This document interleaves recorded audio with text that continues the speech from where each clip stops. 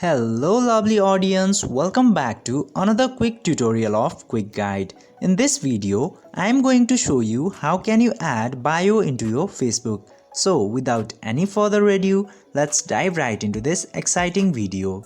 Step 1. Open your Facebook application.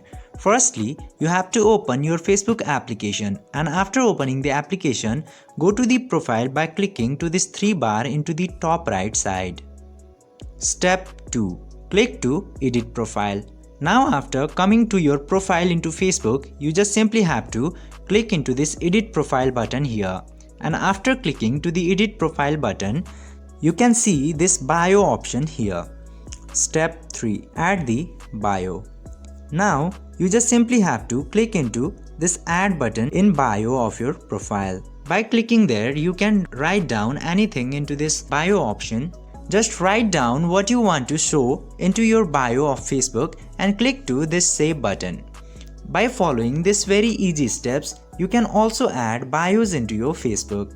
I hope this video was helpful for you. If yes, don't forget to like, share and subscribe to the channel to never miss another update. Thank you for watching the video and we'll meet in another one.